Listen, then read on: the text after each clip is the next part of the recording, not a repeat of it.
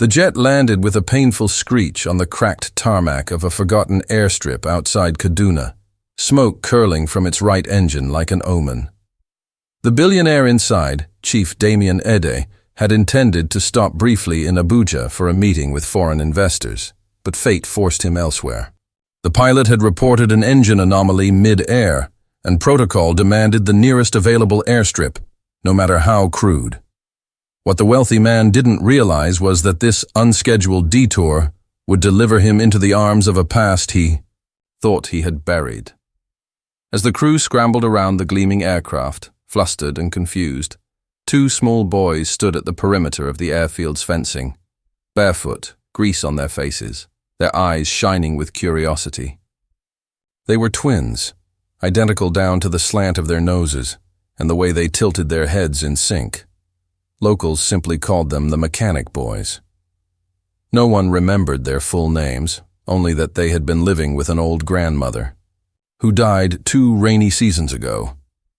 Since then, they had made the abandoned mechanic shed near the market their home, surviving by fixing punctured tires, broken radios, and once, even a police patrol bike.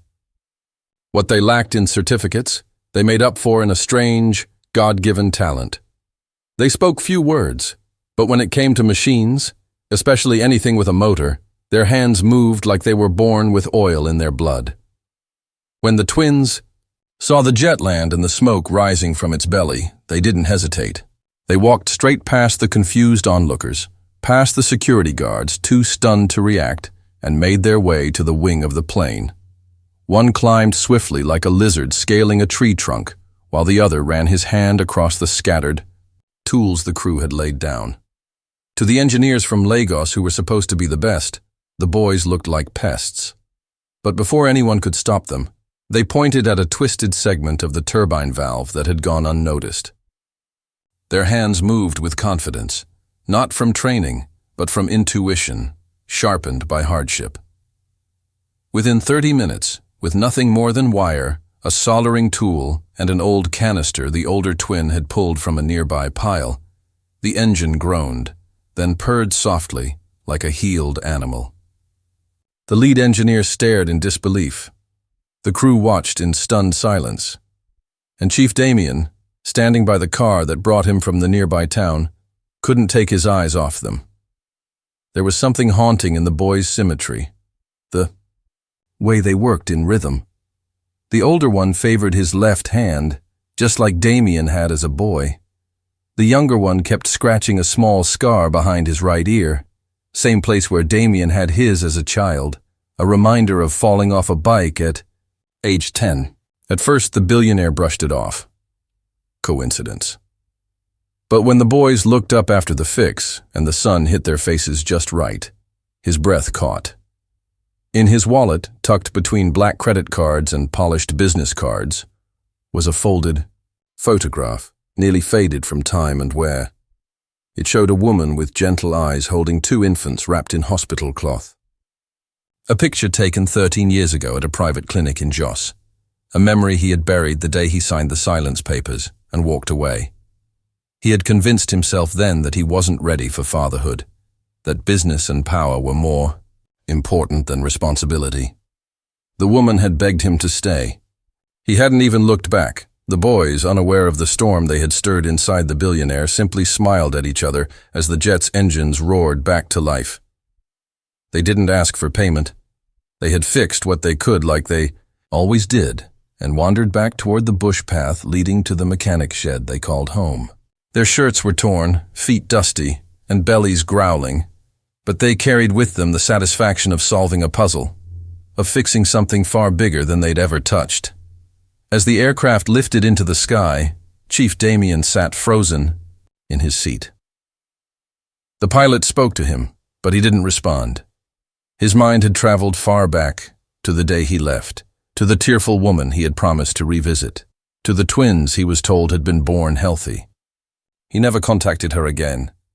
He was told later she had died shortly after childbirth from complications. He hadn't asked where the children had gone. His lawyer had assured him everything was handled. And now, 13 years later, those same children, if his gut was right, had just brought his jet back to life.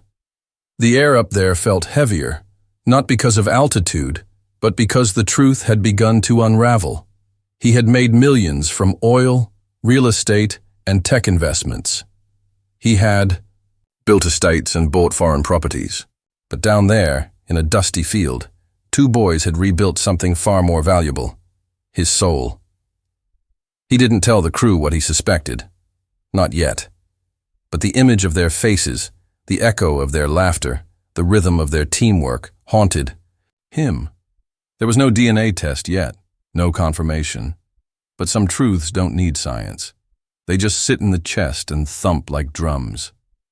And for the first time in decades, Chief Damien Ada knew he couldn't run from the past anymore. 2 days passed, but Chief Damien Ada couldn't sleep. The image of the twin boys followed him everywhere, through meetings, in traffic, even during his morning jog along Banana Island's pristine walkways. The jet had flown him safely back to Lagos, but the real turbulence had just begun inside his chest. Something had shifted. He had faced boardroom betrayals, oil rig fires, market crashes, but nothing had unsettled him like the eyes of those boys. His past was not just haunting him now. It was walking around in grease-stained rags with a wrench in hand, unaware of who they were or who he had once been. He summoned his personal assistant and gave strict instructions: no media, no interference. He didn't want their names on social platforms or turned into charity cases. What he needed was truth, clean and quiet. Within hours, 2 of his most discreet security men were on a flight back to Kaduna, holding a printed photo of the boys captured by the airfield's surveillance camera. Their orders were clear: find them, follow them, and report back. No gifts, no offers, no interference. Damien wanted no charity to cover up guilt. He wanted reality to speak first. Back in Kaduna, the twins went about their daily routine like nothing extraordinary had happened. After all, fixing a jet wasn't that different from mending a broken carburetor. It just had more wires and more people watching. They had returned to their shed, shared a leftover moi they had bought from a kind trader, and resumed patching up Okadas with borrowed tools. Their hands were blistered, their clothes reeked of petrol, but their spirits were whole. They didn't even know what a billionaire looked like. To them, that man with the shiny glasses was just another Oga watching from afar. But Chief Damien's men were sharp. They found them within 24 hours. One twin was repairing a punctured Kike Napep tire, while the other was melting plastic to patch a fuel tank. The men didn't approach. They watched from across the market, snapping pictures, tracking their movements, asking silent questions in whispers. They saw where the boys slept, in a room no larger than a chicken coop, with a leaking roof and old rice sacks used as blankets. They noted that there was no adult in sight, no guardian. Only the occasional neighbor who tossed them leftover beans or called them to sweep in exchange for a meal. The men sent photos and detailed reports back to Lagos. Damien reviewed every image with a trembling hand: the scar behind the younger twin's right ear, the birthmark just above the other's left brow. Things no one could fake. He compared those images with the hospital file he had stored away in a private safe. Birth records, immunization slips, even that long-forgotten letter from their mother that he had never opened until now. Her name was Amaka. She had been a Bae, hairdresser in Jos, with dreams bigger than her shop. He met her during a site inspection, and it had been nothing serious to him. But she had taken it seriously. And when she said she was pregnant, he sent money but told her not to contact him again. That chapter, he thought, had ended when she passed. But fate had rewritten it behind his back, and now the story was still alive, walking around Kaduna, barefoot and unclaimed. But this time Chief Damien wasn't going to walk away. Not again. He ordered his team to set up a quiet account to fund the boys' meals and safety without revealing the source. Every time they went to bed hungry, his guilt deepened. And then came the breakthrough. The men found a church worker who recognized the boys. She said their mother, Amaka, had written a letter before she died, given it to the church for safekeeping in case the boys ever came looking for their father. The envelope had remained untouched for 12 years. The pastor, an old man with failing eyesight, had simply tucked it away with other forgotten records. When the letter finally arrived at Chief Damien's office, he didn't read it immediately. He held it like it was a bomb. His hands shook, his throat tightened, and it took a full hour before he gathered the courage to tear it open. Inside, the handwriting was still clean, still hers. The letter spoke of love, of sorrow, of forgiveness. Amaka had known he wouldn't stay. She had seen it in his eyes the day he left. But she had hoped that someday he might return and find the sons who had his eyes and his stubborn heart. She named them Ebuka and Chidi. She asked only one thing, that he not let them grow up believing they were worthless. Damien wept, alone in his marble-floored study. He had built a fortress with his wealth, but now it crumbled at the sound of names he had never spoken out loud. Ebuka and Chidi, his sons, his flesh. And they had been fixing broken machines while he flew over them in silence. That night, he didn't sleep. He went to his rooftop and looked up at the same stars they probably watched from the shed in Kaduna. For the first time in his life, he prayed.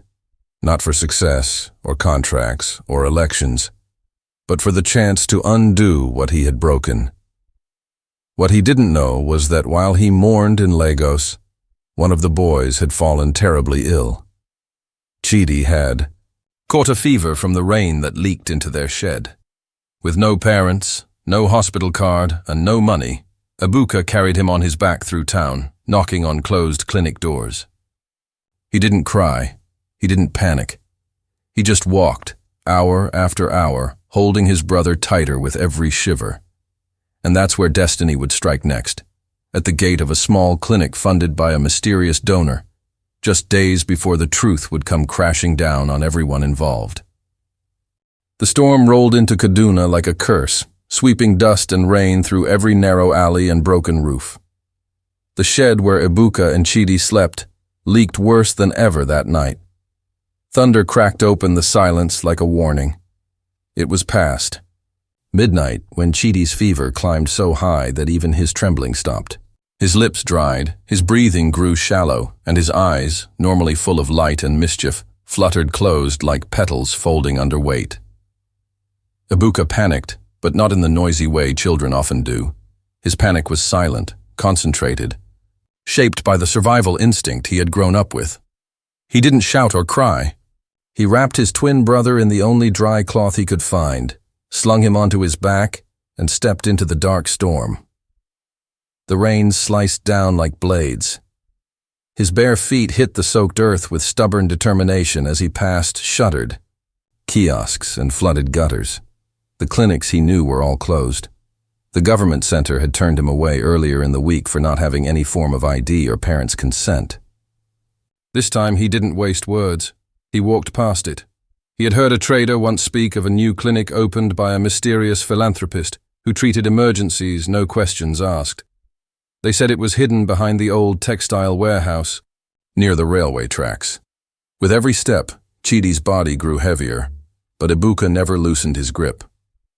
By dawn, the boy reached the clinic gate soaked and shivering. The walls were painted fresh white, and the security man who saw him from the entrance almost mistook him for a stray child. But when he saw the limp body on his back, he let them in. The nurses didn't ask for names or money. They saw what mattered. A boy near death and a brother who refused to let him go. Chidi was rushed to a small ward and given fluids, oxygen, and antibiotics. The doctors moved fast, but his condition was serious. The infection had spread, and if not for the timely arrival, he might have slipped away. Ebuka sat silently outside. The ward, face blank, heart racing, clothes dripping wet and stained with worry. He didn't know the name of the clinic, nor that its funding came from a private donation made just a week earlier, under the name Damien Ede Foundation for the Forgotten. In Lagos, Chief Damien had already decided to return to Kaduna in person. He had cancelled 2 meetings, postponed a speech at a tech summit, and left his mansion with only one goal: to meet the boys. He didn't want to be seen on the news. He didn't want fanfare. He just wanted to look them in the eyes and speak to them, even if they wouldn't recognize him. But his plan changed when he got the call from his assistant. One of the boys was in a critical condition. His men had tracked them discreetly to the clinic, but it was clear the matter couldn't wait. By evening, a sleek black Prado Jeep pulled up silently outside the clinic. The nurses were startled. They had seen many patients, but never a convoy. Chief Damien stepped out without security. No suit, no wristwatch. Just a simple polo and sandals, like a man who had shed every layer of pride. He walked through the corridors like a stranger stepping into judgment. At the far end of the hallway, he saw him, Ebuka, sitting upright on a bench, eyes hollow from lack of sleep, still wrapped in the same wet shirt from the night before. Damien stood still for a moment, observing him from behind. The boy's posture, the shape of his ears, the quiet strength in his stare. Everything screamed of a blood connection. He wanted to speak, but his throat locked. Instead, he approached the nurse's desk and asked for the ward number. He was led into the small room where Chidi lay unconscious under a blanket, an oxygen tube at his nose, and IV bags hanging beside him. The boy looked fragile, nothing like the sharp, clever mechanic he had watched fix a jet engine just days earlier. Damien's heart clenched. He asked the nurse for a few moments alone. Then he stepped toward the boy's bedside, lowered himself into a chair, and took the child's small, pale hand in his own. His hands were rough, worn by decades of work and wealth. But they trembled now as he held something far more valuable than all he had ever earned: his son. Not a name in a file, not a face in a photo, but a living, breathing soul fighting for life. Behind him, Ebuka had walked in unnoticed. He stood in the doorway, unsure of who the strange man was, or why he was touching his brother with such care. But something in the man's eyes felt familiar. He didn't speak. He didn't move. But deep inside, a question he had never dared to ask began forming, one that had no shape, no language, just an ache. Damien turned slowly, and their eyes met for the first time. One gaze full of questions, the other full of answers too late to change the past, but maybe just in time to change the future. The silence between them hung like a veil. Ebuka didn't blink. His knees locked, chest rising slowly as he stood frozen in the doorway, staring at the man sitting beside his brother. Something deeper than words passed between their eyes. Not recognition, but a stirring of something old, buried and strangely familiar. Chief Damien Ede rose slowly from the chair. For the first time in over a decade, the billionaire felt like a beggar, stripped of power, influence, and control. In that moment, the boy he had left behind 13 years ago stood before him, not in diapers or in a photograph, but alive, battered, and watching with quiet suspicion. Damien took one hesitant step forward, but Ebuka didn't move. His arms stayed crossed, his eyes locked on his brother, then back to the stranger who seemed to know too much for someone who had just arrived. But the nurse returned and broke the stare, announcing that Chidi's condition had stabilized. She handed Damien the updated report, but his mind was no longer on charts or vitals. It was on the moment he had to now face, the confrontation with everything he had chosen to ignore all those years ago. When Chidi opened his eyes later that evening, the room was dimly lit. He was weak but conscious. His first word was not heard, but Ebuka's tear-filled eyes and sudden reach toward him said enough. The reunion of life between the twins was silent but sacred. Damien stood back, watching, his heart pounding against ribs that had once held nothing but profit-driven ambition. He knew he couldn't stand in the shadows forever. He arranged for their transfer. Not to a mansion in Banana Island. Not yet. But to a private hospital with better equipment and fresh bedsheets. The staff was discreet, and no one was allowed to speak to press or ask questions. On paper, they were listed under the name Chukwu Sons, Guardian D. Ede. When the Sai twins were moved, they didn't understand who was funding the effort. All they knew was that for the first time in years, they were sleeping on mattresses without holes, under a ceiling that didn't drip during rain. For days, Damien didn't visit. He let the doctors do their work. He let the boys eat, sleep, and recover. But behind the scenes he made phone calls to lawyers, to old colleagues who knew Amaka, to the church that had held the letter. Every thread he pulled led him further into the story of the woman he had once abandoned. A woman who had given birth alone, died quietly, and left behind two miracles, who had raised each other in the ruins of what should have been his responsibility. One evening, after much hesitation, he returned. This time not as a stranger, but with a box tucked under his arm. It was Amaka's box, one he had kept but never opened until now. Inside were the remnants of her life, a beaded bracelet she once wore, a tiny diary with unfinished entries, a photograph of her holding the twins as infants, and an envelope marked in her handwriting, for the day he remembers.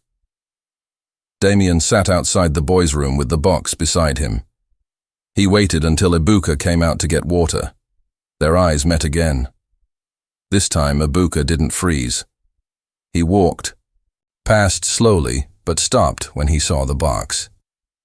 His gaze dropped to the photo peeking from the lid. His mother, younger, alive, smiling. The boy said nothing. But he didn't walk away. He stood still. Damien extended the box slowly. Ebuka took it, fingers brushing against his. No tears, no embrace. Just the passing of memory and the weight of what had been lost. That night, Damien made his decision. He summoned the twins' names to be legally registered under his lineage. The lawyers began paperwork for guardianship, but Damien knew that what needed signing was not just on paper, it was in action. He returned to Kaduna not with convoys, but with purpose.